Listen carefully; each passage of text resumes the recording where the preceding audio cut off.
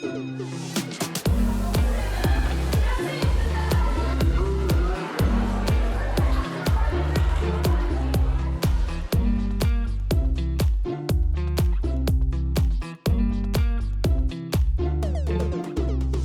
à toutes et à tous, je suis ravie de vous retrouver dans ce nouveau numéro d'Isermag qui met à l'honneur les collèges. Et c'est d'ailleurs Aya qui est lycéenne aujourd'hui, mais qui a participé il y a 2 ans en tant que collégienne à la mise en place de la cour Oasis dans son collège Fernand Léger à Saint-Martin-d'Air. On va y revenir. Pour l'heure, on se trouve ici au collège François Truffaut de l'île d'Abo qui a bénéficié d'importants travaux et aménagements mis en place par le département. C'est d'ailleurs pas tout à fait terminé.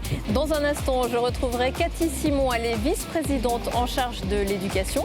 C'est d'ailleurs un peu la femme d'à côté, titre d'un film de François Truffaut. Vous en verrez d'autres un petit peu dans le cours de cette émission, puisque Cathy Simon est élue sur ce territoire depuis de nombreuses années. Mais avant ça, on va jeter un œil au sommaire, piocher évidemment dans les pages du MAG du département. Roulez malin grâce à la belle via qui relie la Drôme à la Haute-Savoie en traversant notre département. La partie iséroise qui rejoindra également une chrono-vélo est en cours de finition. Le patron du Tour de France, Christian Prudhomme, est notamment venu s'en rendre compte. Cette terrasse sur 4 niveaux différents, ce n'est pas à Babylone, mais les jardins du musée dauphinois au-dessus de Grenoble qui sont désormais entièrement accessibles au public. Une fenêtre aussi sur les bâtiments et sur toute la chaîne de Beldon. Et puis en partant de son fond photographique et vidéo, le musée de la Résistance et de la Déportation de l'Isère vous plonge au cœur de la Libération en août 1944. Une visite immersive entre sidération, peur et joie.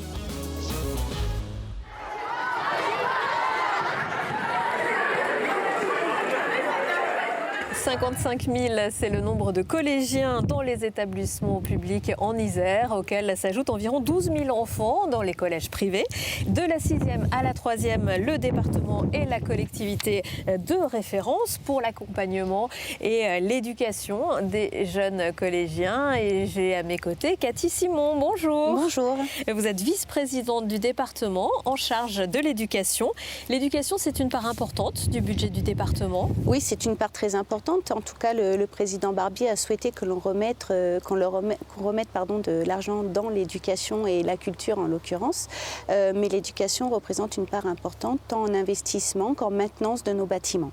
Alors nous sommes ici justement dans un collège qui a bénéficié d'importants travaux. On verra un petit peu plus tard dans le détail quelle est la somme investie par le département pour son programme de rénovation et de construction des collèges. On est à 84 millions d'euros. Pour son programme d'investissement rénovation, et en ce qui concerne la maintenance, on est à 50 millions d'euros pour les 97 collèges publics de notre Isère.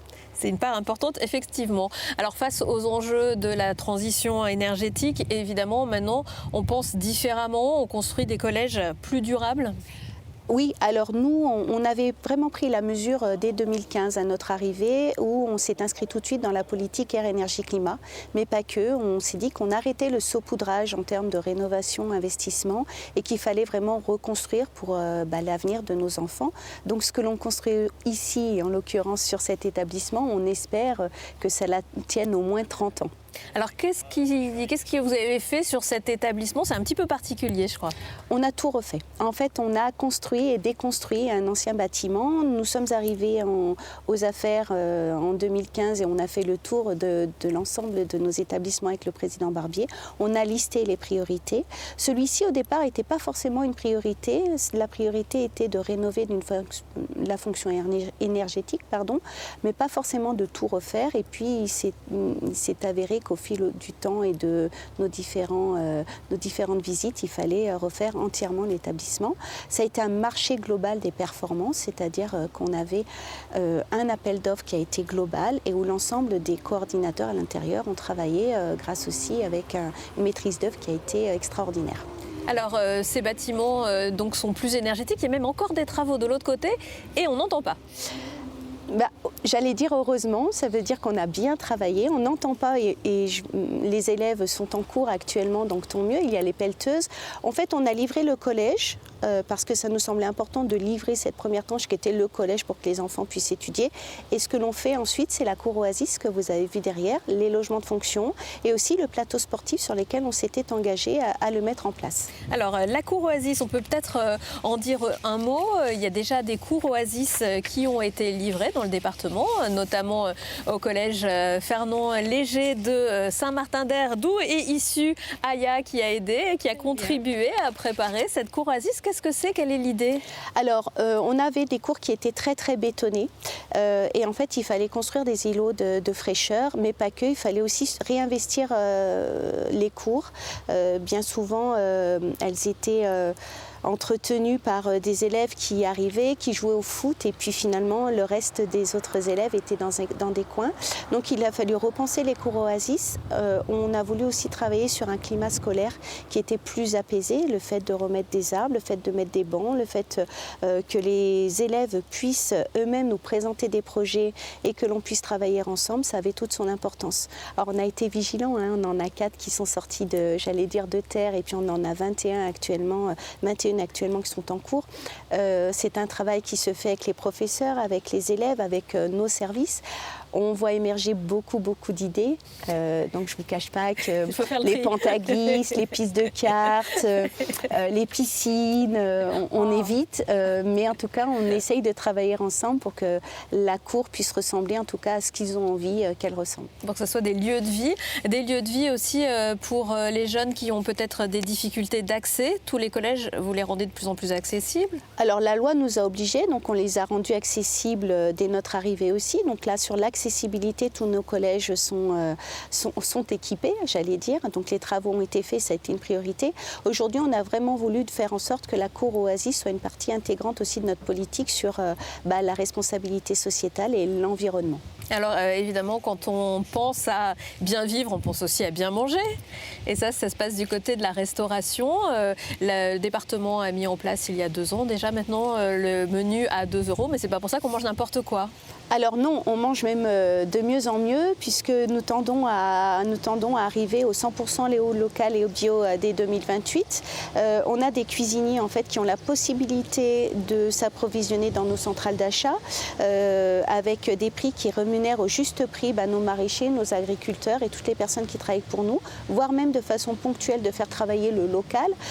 Et en fait, le repas coûte à l'enfant 2 €, mais au conseil départemental, il coûte bien plus cher. Il a sa juste valeur et on arrive aujourd'hui nous, à une dépense de 8 millions d'euros.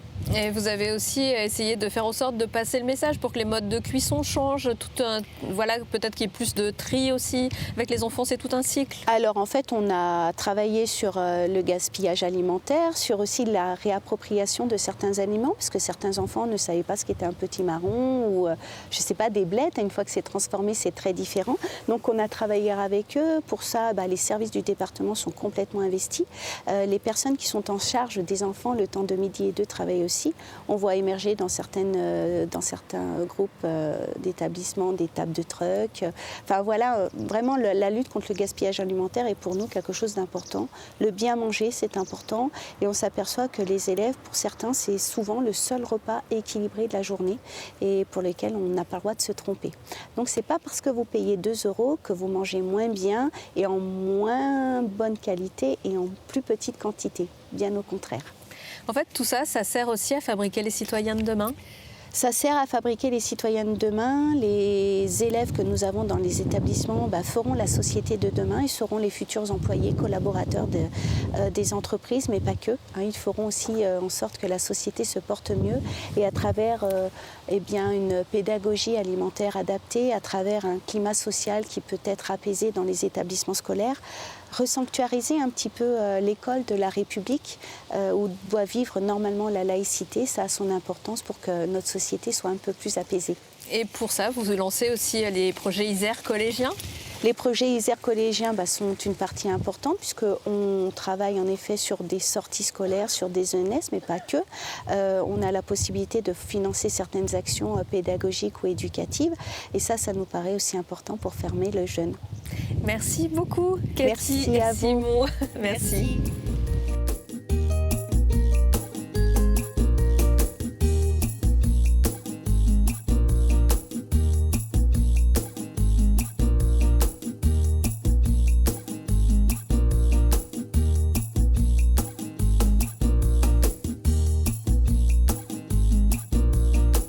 Même si on se trouve au collège François Truffaut, pas question pour nous de faire les 400 coups. De toute façon, la principale veille, je vous propose d'aller la retrouver tout de suite.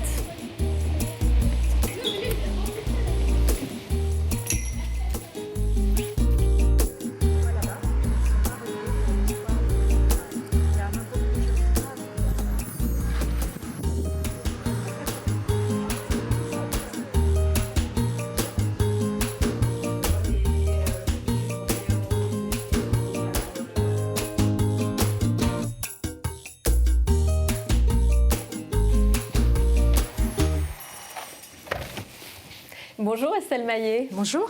Merci beaucoup de nous accueillir dans votre beau collège. Il y a combien d'élèves ici ? 480 cette rentrée. Donc de la 6e à la 3e, mais même un peu au-delà, il y a des classes particulières aussi ? Non, pas au-delà de la 3e. En revanche, nous avons effectivement plusieurs dispositifs dans l'établissement. Donc une classe d'Ulysse qui est prévue pour des élèves en situation de handicap. Une classe UPE2A qui accueille des élèves qui apprennent le français. Et puis nous avons aussi la chance d'avoir une belle section de SECPA de la 6e à la 3e avec des élèves qui sont déjà sur une orientation préprofessionnelle. Ils apprennent déjà des premiers métiers. En plus, ces élèves sont très bien accueillis. Depuis quelques mois, on a fait un petit tour dans le collège qui est un collège tout neuf. C'est aussi tout neuf pour vous puisque vous avez fait votre rentrée en septembre. Votre première réaction ? Un grand plaisir d'arriver dans un établissement où finalement on n'a pas suivi la période du chantier, mais tout est opérationnel. C'est un établissement très agréable. Tous les usagers me le disent en comparant avec l'ancien collège. Il y a des petits réglages évidemment encore en cours, mais très peu. C'est assez fonctionnel et très bien prévu. Alors ça a été pensé pour tous ces élèves, mais aussi pour le personnel, c'est aussi agréable de travailler dans un environnement. Oui, ils ont d'ailleurs largement participé aux travaux de concertation sur la préparation du projet architectural. Et puis ils ont été aussi concernés par la période de transition, la période de chantier, la période d'entrée dans l'établissement au mois de mars l'année dernière. Et pour les parents aussi, c'est une bonne surprise ? Tout à fait. Donc le collège Truffaut à l'île d'Abo est tout neuf. J'entends que ça se raconte beaucoup dans le quartier. On est un collège de proximité. Et les parents étaient très fiers quand ils sont venus aux réunions de rentrée début septembre de découvrir. Ils s'arrêtaient pour commenter et me dire leur fierté de voir ces beaux locaux. Et c'est vrai qu'un environnement agréable et respectueux de tous, c'est aussi des très bonnes conditions pour apprendre. Donc je pense que c'est très important d'avoir un établissement moderne qui est adapté à la pédagogie contemporaine. Et ce sont de très bonnes conditions de travail pour tous ces élèves. Et ces élèves sont fiers de leur collège ? Tout à fait, ils sont fiers du collège François Truffaut. Merci Estelle Maillet.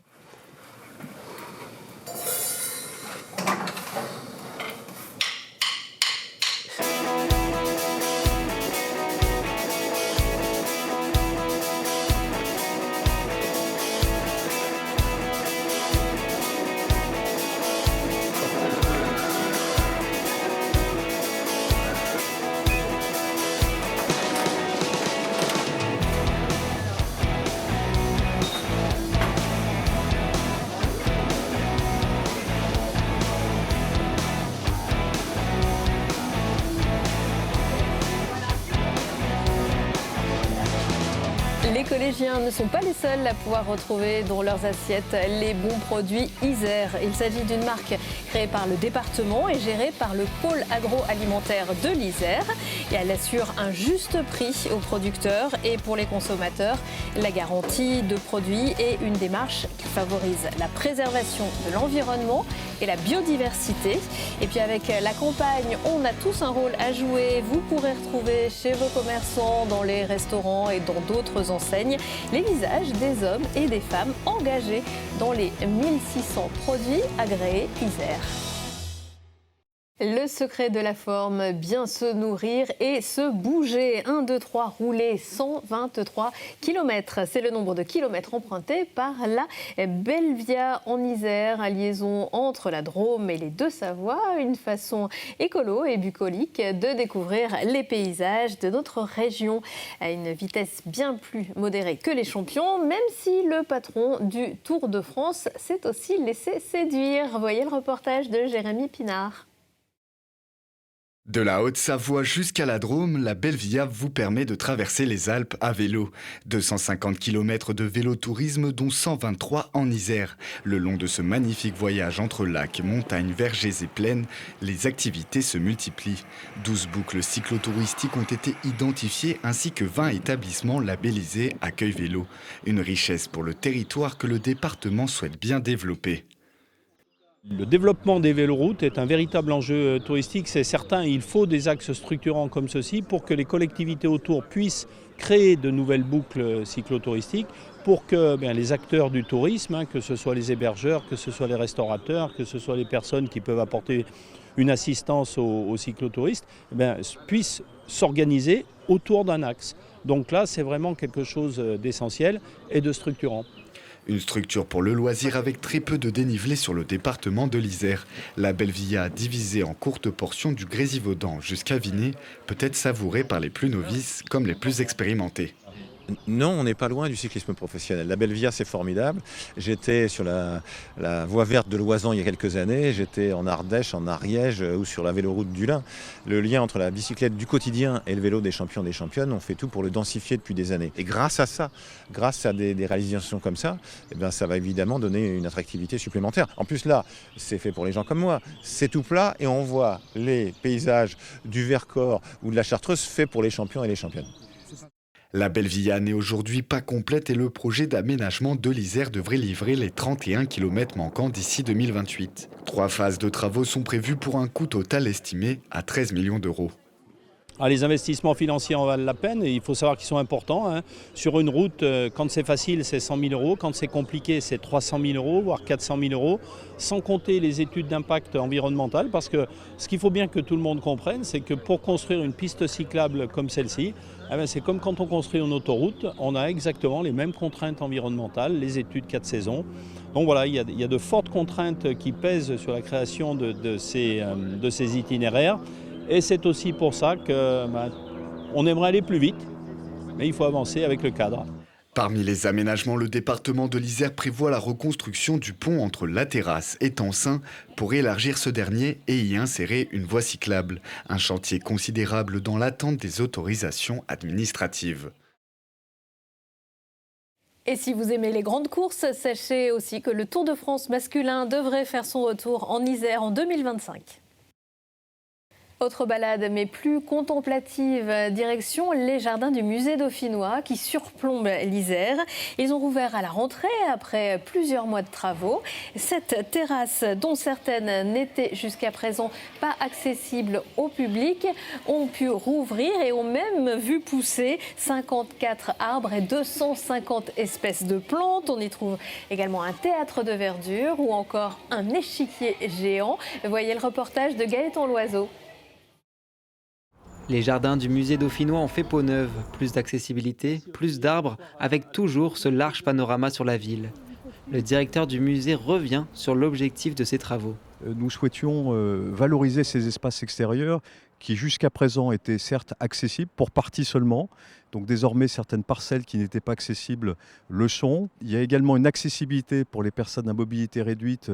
Vous avez aussi une mise en lumière qui est prévue dans cette opération qui permet plus d'événements nocturnes et puis d'avoir des manifestations plus nombreuses en extérieur au musée dauphinois. Rénover ces jardins nichés au-dessus des quais de Grenoble n'a pas été de tout repos. Les travaux ont été assez spectaculaires parce que certaines pièces et gravats ont été amenés par voie d'hélicoptère parce qu'il n'y avait pas de voie d'accès. Donc des travaux spectaculaires, des travaux d'envergure. 1,2 million d'euros ont été investis dans ces jardins. Le tout pour renforcer l'attractivité du lieu. C'est d'ailleurs dans un but de promotion que des visites guidées sont organisées. Avec à la clé quelques anecdotes. Et à l'époque, ils avaient tout fait à la main. Parce qu'on a vu des échafaudages, des brouettes avec des rampes. Des choses très très compliquées, mais tout à la main. Et aujourd'hui, c'est plus du tout possible. Toutes les terrasses, elles n'avaient pas été faites, elles avaient été aussi faites pour produire des fruits, produire des légumes, parce qu'il faut bien savoir que le couvent était en autonomie complète. Et pour sa première journée d'ouverture, le lieu s'est offert quelques parties d'échecs et un concert, de quoi profiter pleinement de l'endroit. Plus qu'à attendre le printemps pour voir fleurir ce nouveau jardin.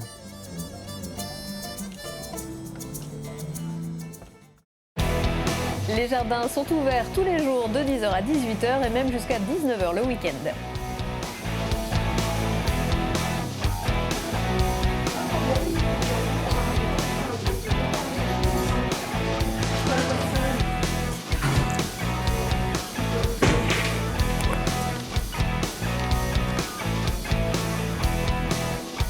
Allez, c'est l'heure du cours d'histoire à présent. Après le débarquement des forces alliées en Normandie le 6 juin 1944, il faudra attendre le 15 août pour voir arriver les forces alliées en Provence.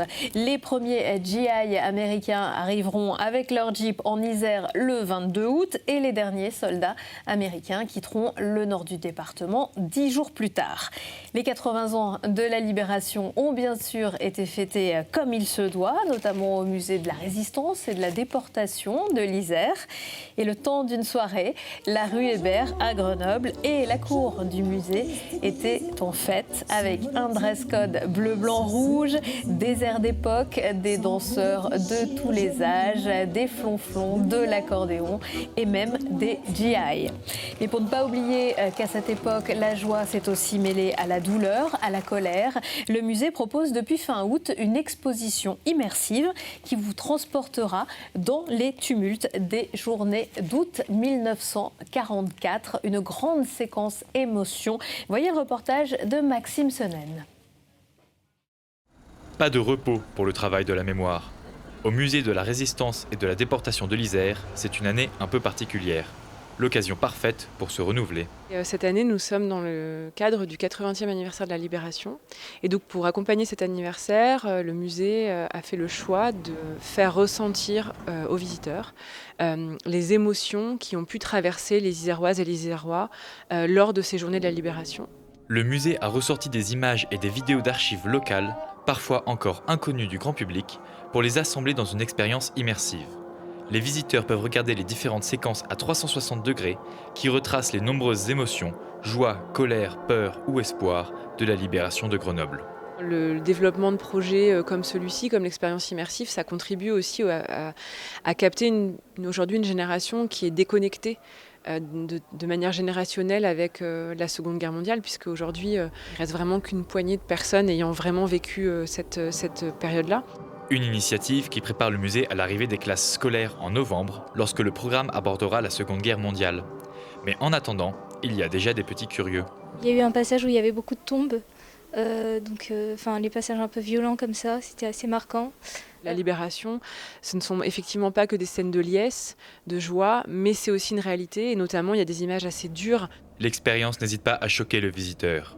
Comme avec ce passage où 6 miliciens sont amenés au peloton sur le cours Beria le 2 septembre 1944. Je n'avais jamais vu de film et de ces exécutions, quoi. Donc, oui, quelque part, c'est assez terrible parce qu'on se dit que c'est des jeunes de chez nous et là, on les voit vivants et l'instant d'après exécutés. Donc, oui, c'est assez violent. Enfin, c'est bien sûr que d'un seul coup, on remonte en arrière et on prend la force de ces images. Un ajout complémentaire pour le musée qui jusque-là survolait la période de la Libération. Je trouve que c'est une expérience enrichissante. Je n'ai pas connu la Libération, donc pour moi c'est quelque chose d'important. Déjà le musée en lui-même est très intéressant, mais là ça apporte beaucoup de choses en plus. Pour bien comprendre le contexte historique et l'ampleur de la résistance iséroise, il est conseillé aux spectateurs de visiter le musée entier. Dans l'agenda également, viens voir les comédiens, voir les comédiennes. Comme les autres musées du département, la maison Bergès à Villarbonneau participe à la saison Déshabillez-nous et avec l'exposition au spectacle fait le lien entre l'ingénieur amoureux des arts et le spectacle du costume à l'affiche. La famille Bergès s'est en effet passionnée pour les pièces de théâtre de Sarah Bernhardt et autres artistes du 19e siècle. Un seul lieu, plusieurs possibilités. Événement incontournable de l'automne, la foire de Grenoble vient reprendre ses quartiers du 1er au 11 novembre à Alpexpo. Un lieu de rencontre, d'échange et de partage et une offre complète de produits et de services.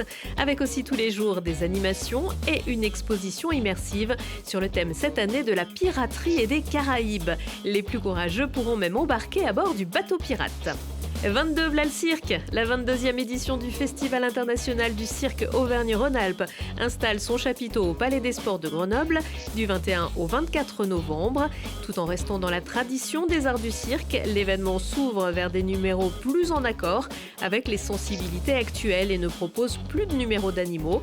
Mais les 22 numéros nationaux et internationaux d'équilibristes, acrobates et magiciens sauront sans doute vous surprendre. Il est temps de refermer cet Isermag numéro 47. Retrouvez plus d'infos dans le magazine papier, disponible à l'hôtel du département et dans les maisons du département, mais aussi sur le site internet iser.fr. Merci de nous avoir suivis. À très bientôt.